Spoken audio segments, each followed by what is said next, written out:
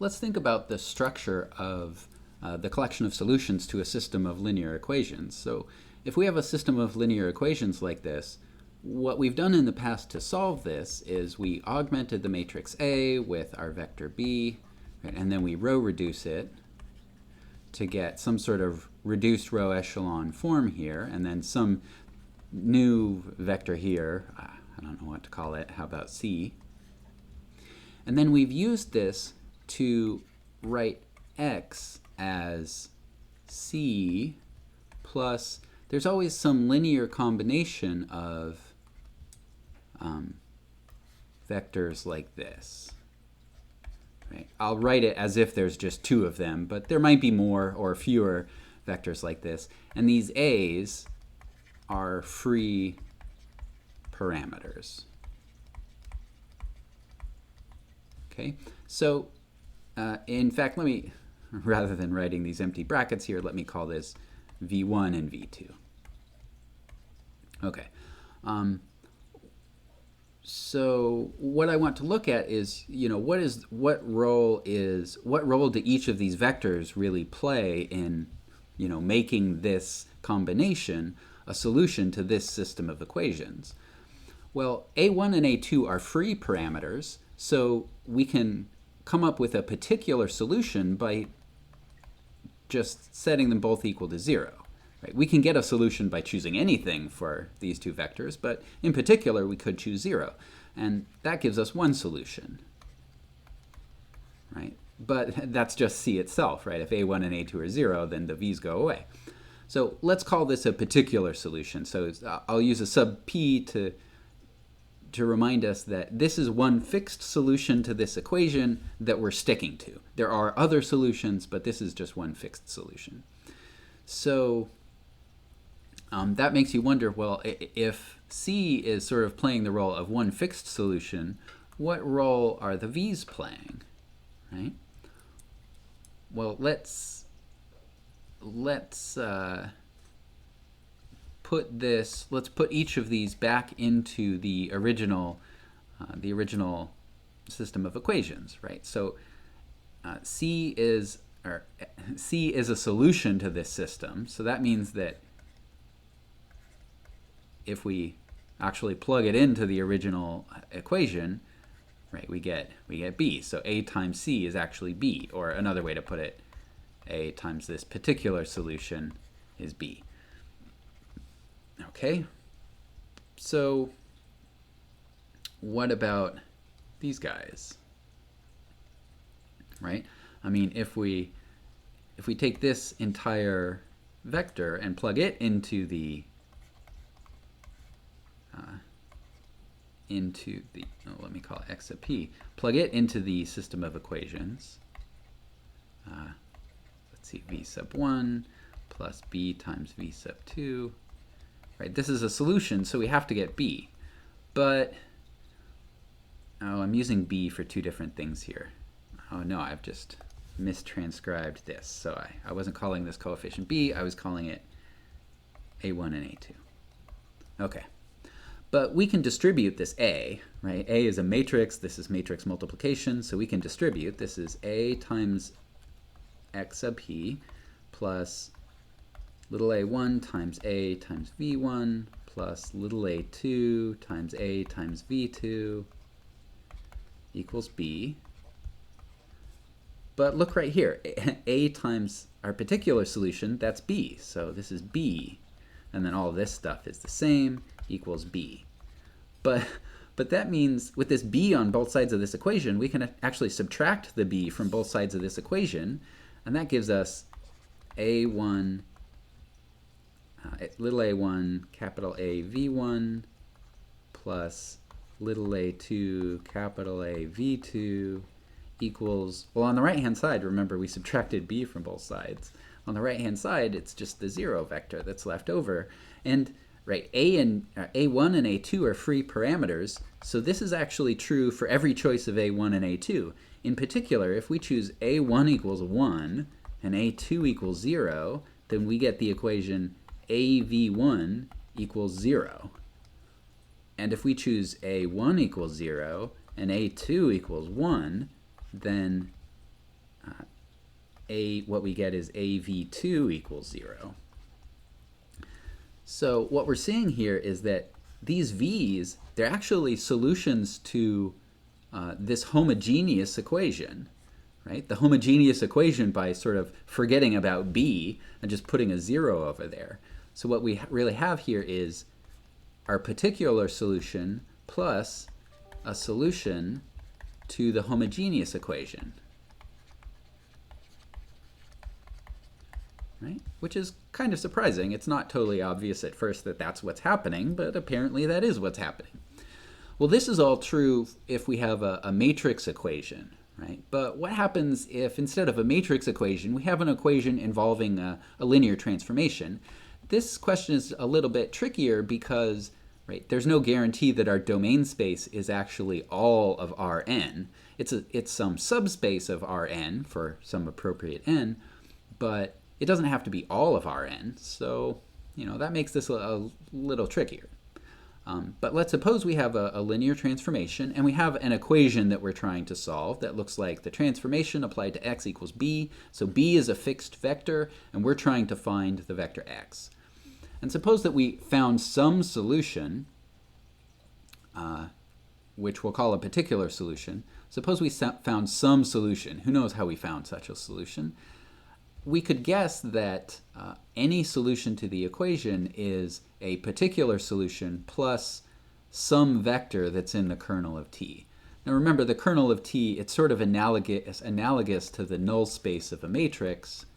So, and the null space of a matrix is the solution to this homogeneous equation. So if the situation for linear transformations is the same as our previous equation on the last slide, then any solution to this equation, we should be able to write it as a particular solution plus some solution to the homogeneous equation. I'm using a subscript C here because some people call this a complementary solution. That terminology isn't totally standard, but that's why I chose the sub C. So the thing to remember about sub C, x sub C, is that T applied to x sub C is 0, right? Because x sub C is contained in the kernel of T. Okay, so we have two things to show here. On the one hand, we need to show that any such vector x is a solution, and on the other hand, we have to show that every solution is of this form. So there are two things to show. So first, let's show that x equals x sub p plus x sub c is a solution.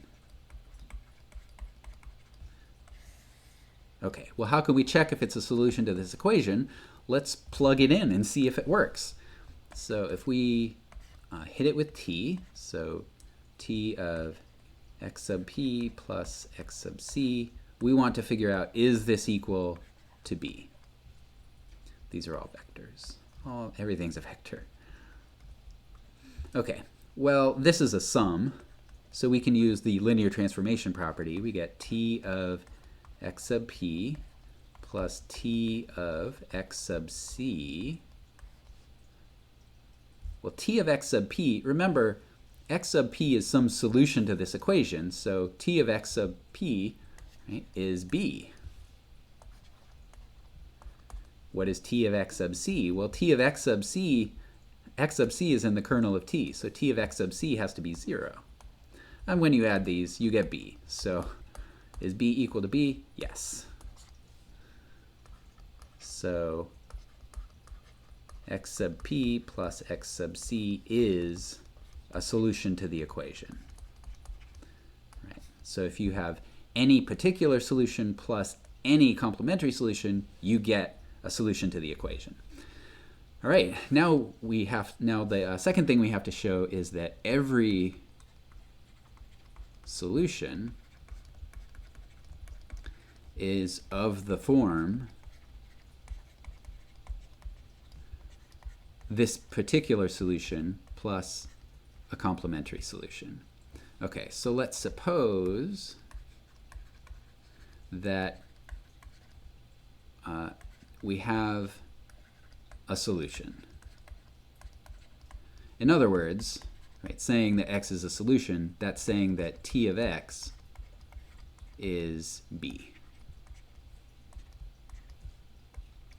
Okay. Well, this particular solution, that's fixed, right? X sub p is some solution that we have from the very beginning. So to display x as x sub p plus x sub c, we just need to find the appropriate x sub c. And, you know, if we're hoping, right, if we're sort of hoping that x is equal to x sub p plus x sub c, that tells us what x sub c ought to be. Let's let x sub c be the solution that we have minus the particular solution. Okay. So certainly that will make it so that x is x sub p plus x sub c. Right? If you just plug this expression for x sub c into here, then the right-hand side simplifies to x. But what we don't know is that this is actually a complementary solution. In other words, we don't know that if we hit it with t, we get 0. So let's check. What is t of x sub c? We have to check that it is actually 0. So x sub c is x minus x sub p. But we can use the linear combination property of t. So this is t of x minus t of x sub p. But, right, x was a solution to the equation, so that means t of x is b. But x sub p is a particular solution, so t of x sub p is also b. And when you subtract those, of course, you get 0. And so x sub c is in the kernel of t. And so this shows that our vector, our solution x, is this fixed particular solution plus something in the kernel. And so we're done, right?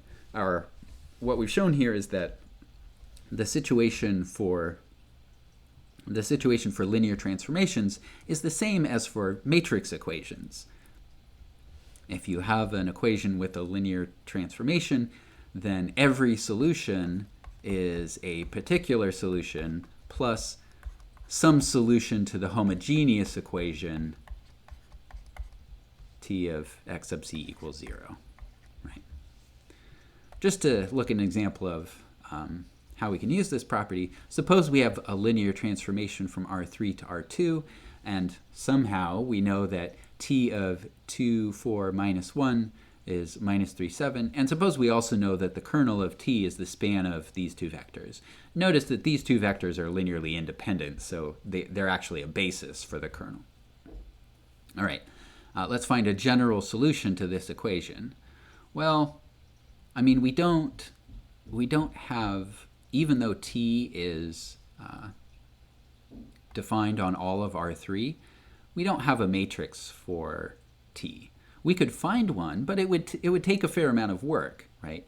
Because we'd have to figure out what t does to the elementary basis vectors, or we'd have to use this trick involving this formula. And either one of those is going to take a fair amount of work. But notice that this vector on the right-hand side of our equation, it's actually just minus 2 times this output here, right? So t of minus 2 times 2, 4, minus 1 is, we can move this minus 2 outside. It's minus 2 times t of 2, 4, minus 1, which is minus 2 times this result, minus 3, 7, and this is 6 minus 14. Right? So what this is saying is that we found a particular solution. A particular solution is minus 2 times 2, 4, minus 1.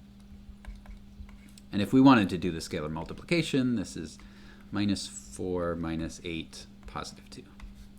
Okay, so we found a particular solution, But also we have a basis for the kernel. So since we have a basis for the kernel, we can write the general complementary solution. It's going to be some constant a1 times the first one plus a constant a2 times the second one. Okay, and now we know that since we started with this linear equation, the full solution, so all solutions are of the form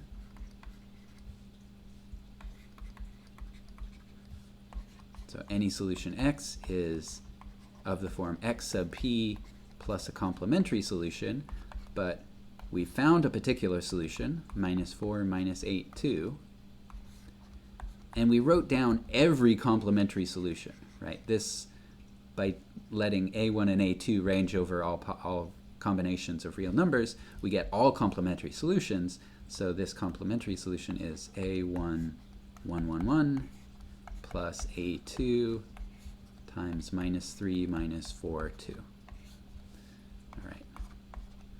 So we were able to solve this equation just using this information without having to actually calculate the full-blown matrix for t.